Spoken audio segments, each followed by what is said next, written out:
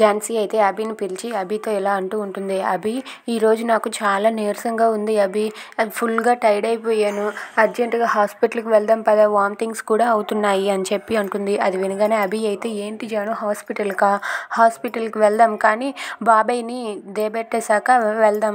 ఆ కన్నతల్లి వచ్చి బాబాయ్కి బ్రేక్ఫాస్ట్ చేశాక, బాబాయ్ తినేశాక, బాబాయ్ని స్కూల్కి రెడీ చేసి పంపించాక నిన్ను ఆ హాస్పిటల్కి తీసుకొని వెళ్తాను. అయినా నువ్వు డైట్ సరిగా తీసుకోవట్లేదు, అందుకే నీకు ఇలా అయ్యింది అని చెప్పి అంటూ ఉంటాడు. నువ్వు సరిగా తింటే ఇలా ఏం కాదు, నువ్వు సరిగా తిన ముందు అని చెప్పేసి వెళ్ళిపోతూ ఉంటాడు. అది చూసి ఝాన్సీ అయితే ఏంటి అభి ఇది, బాబీ కోసం నన్ను హాస్పిటల్కి తీసుకువెళ్ళని అంటావా, ఆ కన్నతల్లి వస్తుందని ఈ కాబోయే కన్నతల్లిని కాదని ఈ కన్నతల్లిని దూరం పెడుతున్నావా, అసలు ఏం చేస్తున్నావా అభి నువ్వు అని చెప్పి అంటే, అయ్యో జాను నువ్వెందుకు అలా అనుకుంటున్నావు, బాబీని స్కూల్లో దించేశాక నేను తీసుకువెళ్తాను అన్నాను కదా, దానికి ఇంతలా అరవడం అవసరం లేదు జాను అని చెప్పి అభి అయితే ఝాన్సీతో అంటూ ఉంటాడు. ఇంతలో స్వర అయితే వస్తూ ఉంటుంది. ఇక స్వర రావటం కొంచెం లేట్ అవటంతో బాబీ అలాగే అభి వాళ్ళిద్దరూ కూడా స్వర కోసం వెయిట్ చేస్తూ ఉంటారు.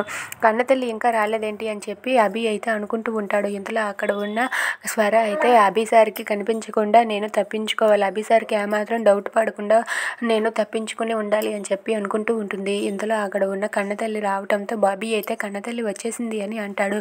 దాంతో అక్కడ ఉన్న అభి అయితే ఏంటి కన్నతల్లి ఇది ఎంత లేట్ అయింది అంటే, సారీ సారు కొంచెం లేట్ అయినది అని చెప్పి అంటుంది. పర్వాలేదులే అని చెప్పి అంటే, ఏంటి కన్నతల్లి నువ్వు ఎవరి కోసం ఈ ఉద్యోగంలో చేరావు అని చెప్పి అంటే, నీకోసమే కదా బాబు అని చెప్పి అంటుంది. మరి నువ్వు సారీ నాకు చెప్పకుండా అబ్బాయికి చెప్పావేంటి అని చెప్పి అడుగుతాడు. దాంతో ఆ కన్నతల్లి అయితే ఓ మర్చిపోయాను బాబు, నన్ను క్షమించి బాబు అని చెప్పి అంటుంది. దాంతో బాబీ అయితే సరే అని చెప్పి అంటాడు. ఇక బాబీని అలా రెడీ చేయడం చూసి ఎవరు నిన్ను ఇలా రెడీ చేశారు బాబు అని చెప్పి అంటూ ఉంటుంది. దాంతో అక్కడ ఉన్న బాబీ అయితే మౌనంగా ఉంటాడు. ఏంటి బాబు ఇది ఎలా రెడీ చేస్తున్నారు అని చెప్పి అంటే, ఇంతలో అభి అయితే బాబీని దగ్గరకు తీసుకొని షర్ట్ బటన్స్ అవి పెడుతూ ఉంటాడు. ఇంతలో స్వర ఇలా అంటూ ఉంటుంది, రేపటి నుండి పిల్లాడిని నేనే రెడీ చేస్తానులేండి అని చెప్పి అంటూ ఉంటుంది. లేదు బాబాయ్ని నేను రెడీ చేస్తాను, నువ్వు మిగతా పనులు చూసుకో అని చెప్పి అభి అంటాడు.